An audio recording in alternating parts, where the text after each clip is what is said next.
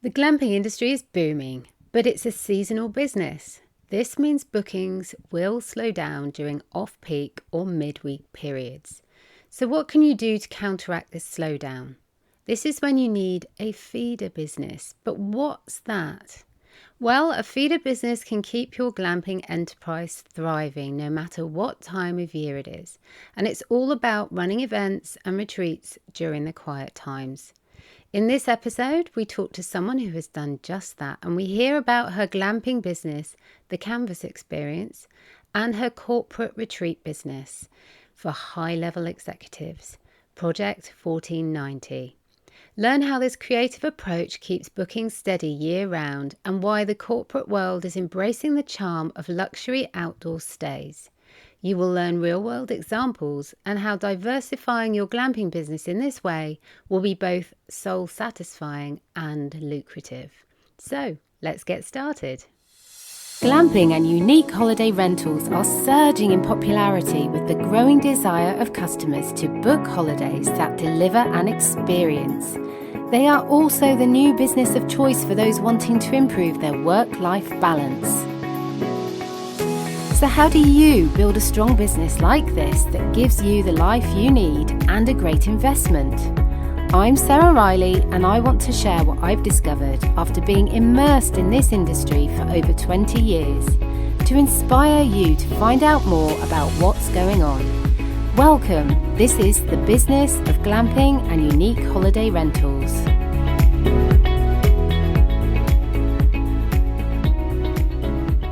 Sarah, it's so fantastic to have you. I'm so pleased that you've given me your time today because I have really enjoyed working with you. It's just been an absolute pleasure.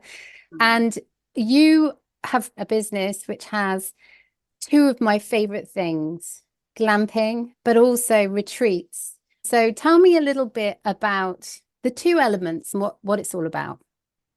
So it started with glamping. I started the Canvas Experience with my husband just a year ago. And it's a mobile glamping business in, around New York City, above New York. And that sort of led me to trying to expand that business from going from backyards and campgrounds, which has been lovely. We also want to do bigger things. So I had an idea for a retreat that I thought I could do with our glamping tents, and sort of one thing led to another, and that's become its own business now, using glamping tents and sometimes not using glamping tents, but it's propelled me into a second business that really is the main thing is about retreats. You are focusing on a specific style of retreat, which is something that people often talk about and they're quite curious about. I often have people say to me, oh, I'd really like to do corporate retreats and retreats that actually focus on professional women or professional men, whatever it might be, or a mixture of the two.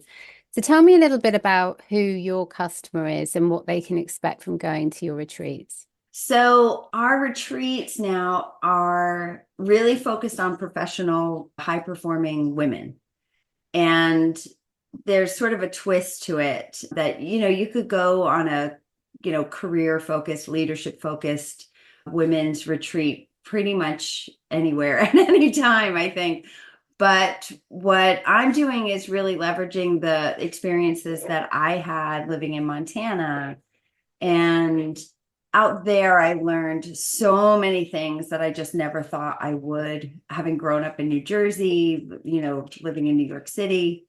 And, I did bow hunting and horseback riding and fly fishing and more sort of wilderness focused things. And it was so empowering to me. And then I came back to New York City and had this, long career. And I just thought, if I could get corporate women to have that kind of experience without having to move to Montana for 7 years, but if I could get them to, go outside of their comfort zone, learn things maybe that they've always wanted to learn, from chopping wood to jump starting a car to whatever it is that just makes us feel like we are more and more self-reliant.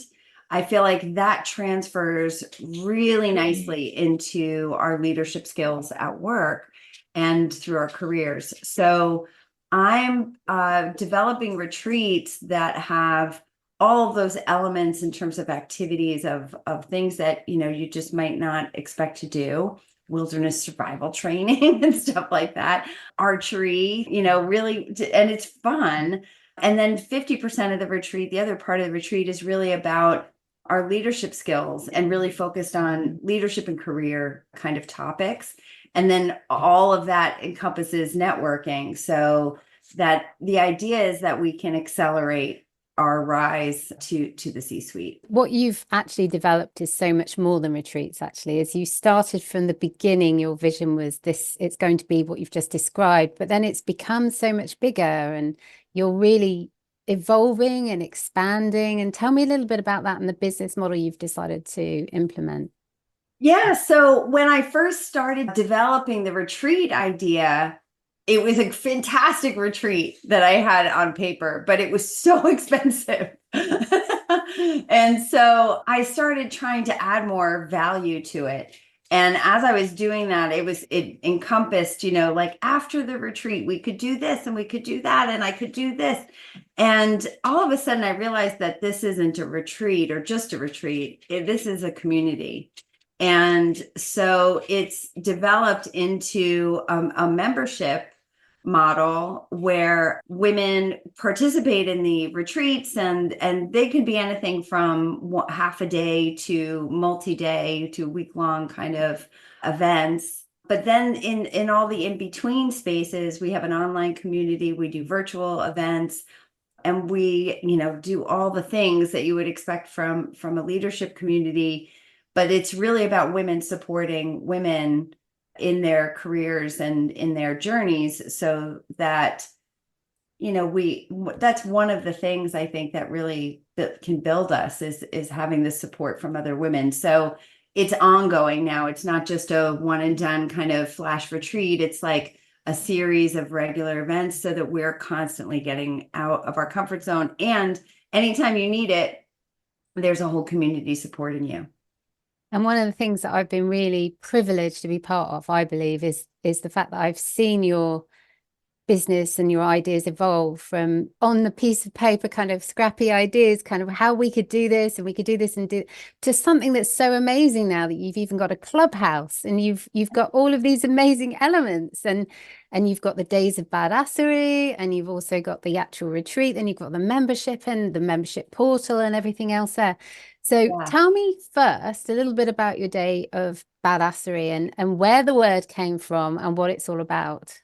Right. Gosh, I wish I knew where that word came from, because I just was like, I know what it is. It's a day of badassery. But it's my minimally viable product, right? So my some of my background was in the tech world. So that what you designed first is like, what is the minimally viable product that you could do to sort of test the idea? And so I'd had the idea for this much bigger kind of retreat, and then sort of parlayed that into, maybe this is really a membership community. Let me test this out. And so I have 10 women come to my house, which I don't have a ton of property, but I have 3 acres about an hour north of New York City. And they come to my house and we do archery and we do some car stuff and we chop wood and build fires and we chase some chickens, and I'm adding things to it all the time too. So could be we're putting up a tent, or it could be, those lots of different things. And we have a series of activities that we do together, and then we change for dinner and we get dressed up and we go into one of our glamping lounge tents, which is beautifully furnished and decorated. And we have wine and charcuterie, and we talk about a real leadership topic that's meaningful to the group. And we give each other, advice and have a really, impactful conversation. And then we unzip the second tent that nobody has seen yet. And inside is a dining table, beautifully appointed, and candles and flowers and all of that. And then a private chef comes and serves us an incredible 3-course meal, and a lot of wine, and great conversation ensues. And it's great because the original the original name for this, years ago when I had the idea originally was Grace and Grit. And the idea was to really celebrate both sides of us, as if there's only two, but to really get both sides of that. So we do some gritty things, and then we sort of celebrate the grace of femininity, I guess, and really have a wonderful evening together. And people have loved it. They can't believe. I thought that they would be talking about the archery and I got a bullseye and all that kind of stuff, but they're talking about, I can't believe I made 5 new friends. Mm. They're getting jobs through each other. They're getting, all of those kinds of things are happening because it's just so much more fun to network this way. Yeah. And then they're leaving with, knowing that they could do stuff that they didn't think they could do. It's really opening those doors, isn't it, to another level of networking, because they've had all these experiences that have taken them outside of their comfort zone. They've done stuff they've never done before, which actually for C-level women, it's very few things they've probably never done before.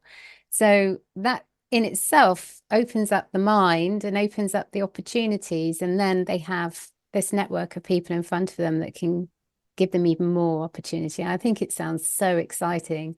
And Yeah. so how many of days of badassery have you done now? How many are there? I think I've done 6. The weather didn't cooperate for a couple of them, so I had to get to move those. But I've done 6 so far. We have another one at the end of August, and that's all moving towards the retreat that we're having in October. So you started out as wanting to name your business Grace and Grit, and then you decided you had to change it. Tell me a little bit about that and what you changed it to. So I couldn't name it Grace and Grit. It's taken. So if anybody's named anything, it is so difficult, whether it's a band or a child or anything. It's so difficult. So I struggled, and there was one word that kept coming to me that was very descriptive around what I was really trying to do, because it's hard to explain, really. And it was Renaissance. And if you think about Renaissance women or Renaissance men, like it's like people who really know a lot about a lot of different things, and sometimes very contradictory things, that's sort of like welding and knitting or something, like they're, expansive people. And I thought that's what I'm wanting to do, is expand all of us, and myself included. And so I toyed around with Renaissance everything, and everything is taken. So I thought, well, when did the Renaissance start? Because that's kind of what we're in right now. We're going to start something. So it was 1490 is the year the Renaissance started. And so that's why it's Project 1490. Yes, I love that. And it kind of, for me, it triggers a bit of curiosity. It's like, why is that Project 1490? What does that mean? And where has it come from? And that curiosity, I think, on a marketing level is really important. And so you have gone from a traditionally corporate existence to Yep. now running a lifestyle business. So tell me about that transition and how it's been for you.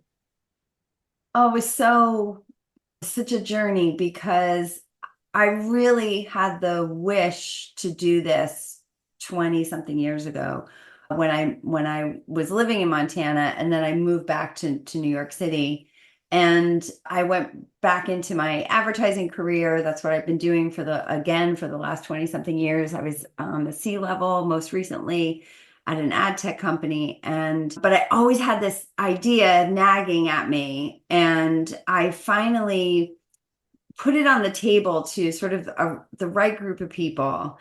And they really just got me unstuck, because a couple of things that they had said to me. One person said, just start with 5 people. And that was such a big change for me, because having been, pretty ambitious in my career and that kind of person, I guess, A-type, whatever we want to call it, I was thinking like, oh, this has to be like, the next unicorn, or like I have to get funding, and, all of those sorts of things. I was thinking it had to be so big. And when he said, start with 5 people, I kind of translated that to start with 3/10. And because the wish underneath all of this is to get people back into nature. And so I thought, well, let's start with 3/10 and getting them in their backyards or into campgrounds. Like, let's start there. And that was just huge. And then I had a whole list of other reasons why I couldn't do this yet, because I couldn't leave my job. I was, I couldn't not pay for my kids' college, all of those kinds of concerns. And it was actually the CEO of Livestrong, Suzanne Stone, who dismantled all of that thinking for me and was so forceful in delivering the message that I was so like, okay, I don't have to, I can give all of this stuff up and just start. So my husband and I, when we started the Canvas experience, we did start with 3/10, and we started as a side hustle. And so we were very, very busy last year, trying to start something and doing this on weekends and all that kind of stuff. And it was in January when I left my corporate job for good that, I said, okay, like if I focus on this, I could really make something of it. So we had a little bit of a window so that we could try. And it's, knock on wood, it really seems to be working. You started the Canvas experience, and then what made you then think, okay, I need to do something around retreats now? Because essentially you've got two businesses, and that's quite a lot for one person who's just left a corporate job, and you've got family, you've got a husband, you've got a life. Tell me about that. What made you decide to take the rest of it on? I think it was, I couldn't not do it. Once I saw the vision of how I could do it, it just made me so happy. Like I couldn't not do it. I don't know if that answers the question well enough, but it was like, and honestly, I mean, you're right in describing it. It is a lot, but I've never worked this hard and I've never been this happy. And I've worked pretty hard in my life, but it's that whole adage that people say, if you do what you love, you'll never work a day in your life. And that really was just a theory for as far as I was concerned, but it's true. It's really true, because every day is different and I'm on a mission, and that is just so completely different. And so I couldn't not do it once I had the idea. And there is just nothing like bringing people together and seeing them connect with each other and seeing them refreshed, maybe a little bit more at peace, maybe, more reconnected to the universe. I mean, to be a part of that feels so useful. And I couldn't do anything else now. So like, whether the ship sinks or sails, I'm on it. I love that you're enjoying it that much, that it's just kind of, yeah, you don't care about the work because it doesn't feel like work. And I love that. So what can people expect if they are going to book or if they want to use your Canvas experience? Tell me a bit about that. Maybe tell us about the last job that you did and what was involved there. Well, we've had a busy last week. We did a fantastic event for, believe it or not, a hotel. I wouldn't think, we were putting up tents for a hotel, but they just won. It's called Cedar Lakes Estate, and they just won Travel and Leisure's best hotel in New York. And they wanted to have a party for their employees and not make, have their employees have to clean all the rooms. So they had us set up all the tents and some party lounges, and they brought in hot air balloons and all kinds of stuff to celebrate. It was fantastic. And so it's a wonderful wedding and retreat venue, actually. So we're going to be working with them to hopefully expand what they're doing for their clients. And then we did 2 setups that were very similar. We had a huge sleepover for a all weekend for 8 guys who were doing fantasy football draft on a beautiful property. And then the following night, we had a huge sleepover, 2 tents with a surprise birthday party for a woman whose birthday is on Christmas. So her sister had a Christmas in July party for her and surprised her. It was great. It was so great. So we're all over the place. We're doing like party lounges and sleepovers and dining tents, and we're trying to make anything that you can make in a tent. We'll do it. I love that. So when it comes to the retreats, I mean, how does that fit? How does that fit into your work with, what you're doing with the canvas? Well, it's a great Venn diagram of businesses because both feed on each other and they're very compatible. Because, we have found some venues. We were at a place yesterday near New Paltz, New York, and we're setting up tents. And it's also like a great wedding venue that doesn't have a lot of accommodations. And so from one perspective, we're working with him from the canvas experience to provide the tents and all of that. And from the other perspective, I'm going to go and have retreats there from Project 1490, and so it's a great, they're just both feeder businesses for each other, honestly, from that perspective, because they go hand in hand. And I don't have to use the glamping tents necessarily for every retreat, but it makes it so possible to either expand on a venue's accommodations or to find places where you otherwise wouldn't be able to go because there's no place to stay, but it's a beautiful piece of property. Then we're able to make it into something where you can be for a few days. It's brilliant, isn't it? That you get this 5-star experience under canvas, but with the most amazing view. Yeah.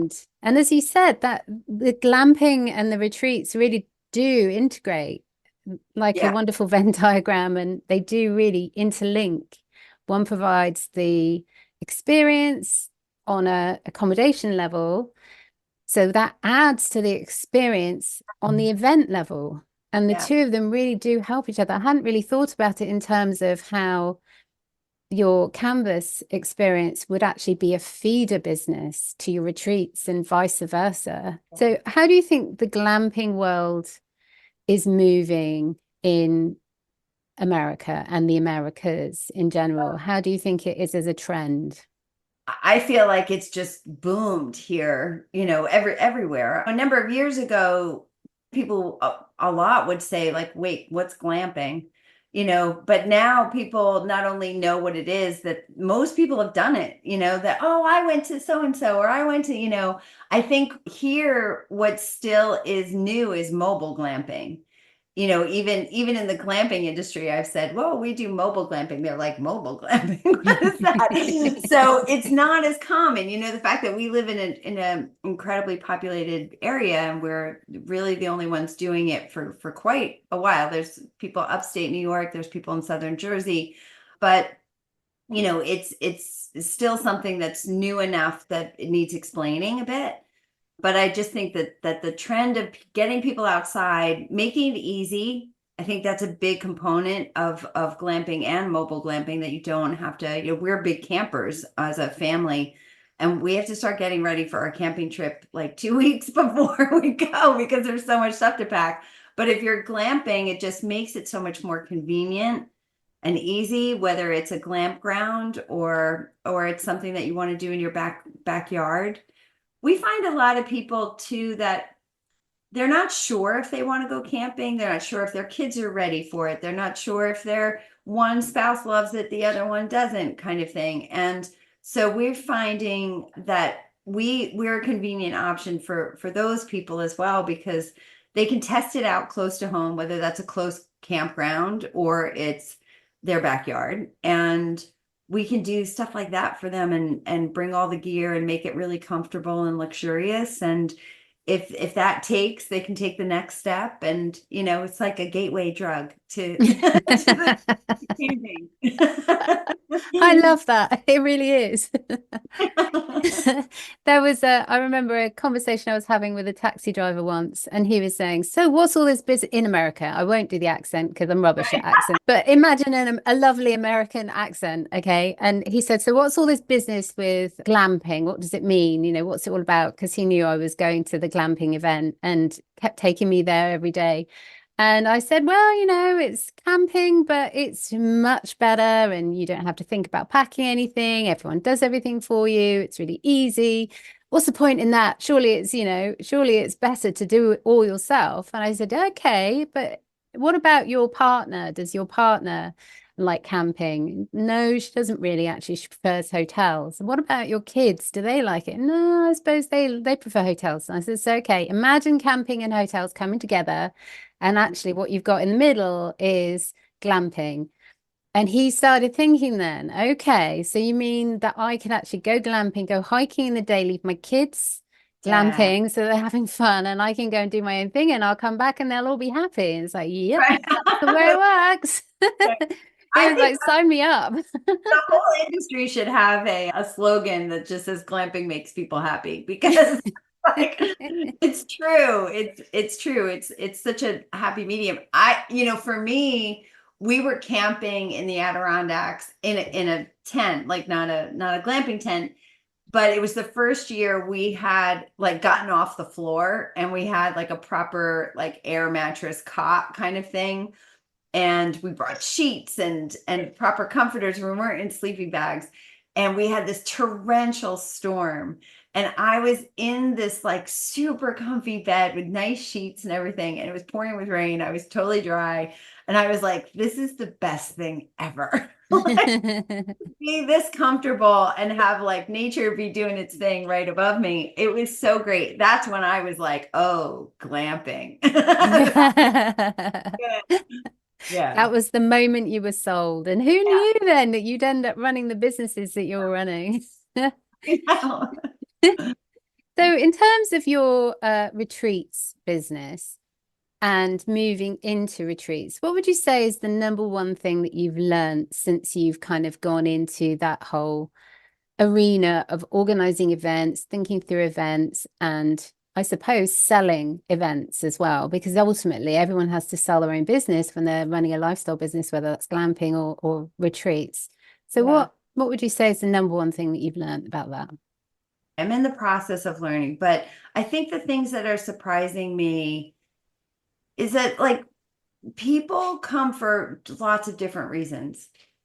And you definitely want to try to narrow down sort of the persona of, and you've helped me so much with this, of like really focusing on a persona. And I think that does really help immensely attract sort of the people. But when they come, they're all individuals and they all come for their own reasons to get something very specific out of it. And when you talk to them and listen, you can find that. And it may not be the reasons why you put it together. It may not be because other people are other people. And so it's important to, do both, and like really have the persona in mind and know why you're doing it. But then like there's life that comes into it, when other people get involved, because they're there for their own reasons and they're bringing something else to the table. And that can sort of make it a little bit different than you thought it was, but that's okay. It actually makes it more alive in a lot of ways. And that's just been a surprise to me. Like, oh, you kind of have to let it go a little, have a form, have a structure, and then see what happens. Yeah, absolutely. And so, what would you say then if you had to start it all over again in terms of your retreat business? What would you do first to have the most impact fast? I don't know. How soon did I call you? Because that would call you sooner. So you call me sooner. That sounds brilliant. And I'm not kidding about that. It's been a huge help to have someone who's walked the path before me, really saying, I've had some pretty ambitious ideas where you've said, hang on, just dial it back a little, and it's been so, so helpful. So yeah, I mean, I think that's what I probably would gotten more help earlier, probably. But I feel like it's all so I'm in so much of the process now of ask me again in a year. Yeah, yeah, absolutely. And would you say it's the same for your canvas side of your business? Is that the same, or would you do something different there? Ah, oh my gosh. From one perspective, yes, in that we've learned, oh, I didn't need to do that. Oh my gosh, I bought a whole bunch of stuff that nobody has ever rented. Right? I spent like $1,000 on like a silent disco that like nobody knows what a silent disco is and nobody cares. So like I'm gonna be hard pressed to ever get my money back on that one, I think. But so there's like little things along the way that like I probably could have done differently. But at in the big picture of things, I'm so glad I didn't wait for everything to be perfect or for me to know everything to what to do and be okay with making mistakes along the way. Because if I hadn't, I just never would have gotten started. And so when I look back, I'm just happy I started because, mistakes or whatever, it's sort of, I have a wonderful friend through the Chief Network that said, no mistakes, no learning. And so if you got to be a little okay with that. And although I wouldn't have spent $1,000 on my silent disco, don't buy things until you know you need them. Right? I don't know. I love a silent disco, Honestly, we love it in the UK, silent Oh, discos. well, maybe it's coming. Maybe I'm just ahead of the trend I here. think you are. I think it's definitely going to kick off for you. And it particularly goes well with glamping. So some glamping hosts that I work with, they do silent discos because they're in a beautiful rural location. They don't want to have loads of music, like banging music, but everyone wants to have fun because they're there for a party. They love music. And so they're just dancing around the field with their music in their ears. No one else can hear them, and they're all having a really wonderful time. It's so much fun. Honestly, it's like a totally different experience. So maybe it's just not selling it hard enough here. I think it's just a matter of time. I think yeah, it's definitely coming. So don't worry about it. It's on its way to you. So if you had an opportunity to sit in front of somebody who was thinking of doing something similar to yourself, whether that's in retreats or whether that's in a canvas experience or whether that's in a static glamping site or anything else, of which there are so many business models for all of it, what would you say to them about getting started? Is there a mindset place they need to be in? Is there something that you've learnt about delivering the wow moment that you'd like to share with them? How would you kind of push them over the edge of them holding themselves back? I think from my experience, practically speaking, I would have them write down all the reasons why they say they can't. And then just take on for a few minutes the possibility that all of those are invalid. They're either lies that we've told ourselves, or there's a way around, or through whatever the obstacle is. And just for a second, believe that that might be the reality of the situation, and then think from there about what's possible. And if you're anything like me, it doesn't have to be, the next Airbnb. It can be, just your thing that you do with 3 tents to start with. But getting it going is the most important thing, because you just don't know who you're going to meet and how it's going to, what the next thing is. But I'm learning to really try to love the process and not just the end game, right? Like love the process of it, because as it's unfolding, we've only been doing this for a year, and we had somebody reach out yesterday who wants us to partner with them on their weddings and events and, up in the Catskills. And a year ago, I was writing to people, like with farms and wedding venues and everything, and nobody even answered me, so I was like, oh my God, somebody's reaching out to us. It was such a moment of, you just don't know how it's going to, but you'll never know if you don't just take the first step. You don't have to know all the other steps, just the first step. And, whatever those reasons are that you're telling yourself that you can't do it, they just might be incorrect. Yeah, it's that kind of limiting belief, isn't it? It's that fear of stepping outside of your comfort zone because, oh my goodness, that's where the bear is and it might attack me. And that's the brain, isn't it? The prehistoric part of your brain, the lizard brain and the monkey brain, trying to keep you safe. And Yeah. it's telling you, don't go outside of the cave, don't do this because you're not going to be safe out there. And so we have this immense sense of fear and not feeling comfortable and what if it's going to fail. And we talk ourselves out of doing these amazing things in our life Yeah. until we're looking back and we're thinking we're running out of time.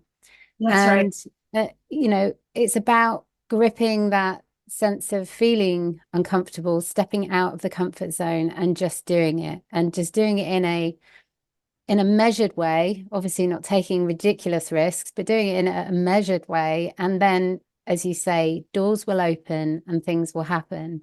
But unless you step into that area, nothing's going to happen. All the doors will remain closed. And this particular business, I don't know if this is true for everybody who does it, but for us, it's very physical, because we're doing mobile glamping. And while we've just now started to really get crews together that help us, or put up and set down and all that kind of stuff. And Project 1490 is certainly physical, like between all of the kinds of activities. I had kept thinking, oh, I'll do this when I'm going to retire and I don't have to worry about whether it's going to make money or not and all that kind of stuff. I don't have to make it a success is basically, like the fear that I had.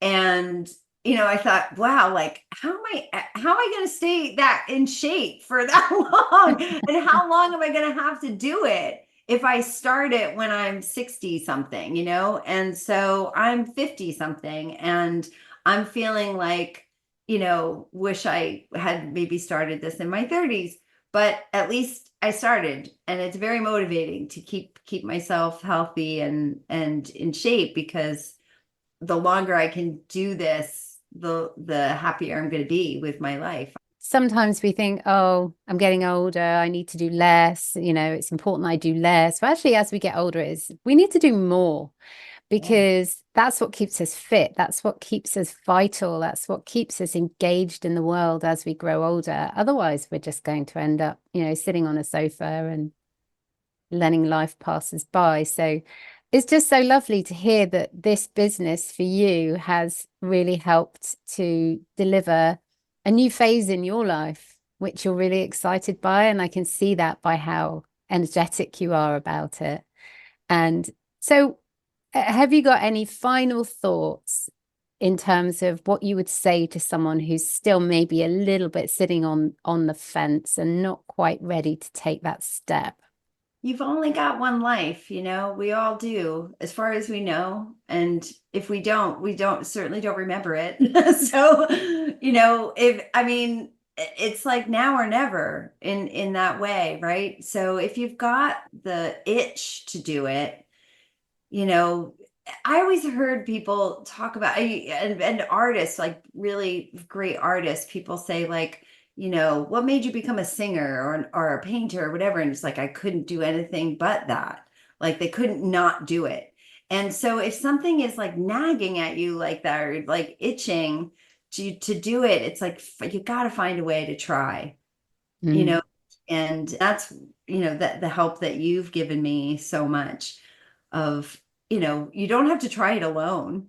Yeah. You can get help, and you can get, people who have walked the road before you to, help guide you along the path so you make less mistakes, And that certainly can be very helpful. So you don't have to go half-cocked or anything, but just think about what you could do.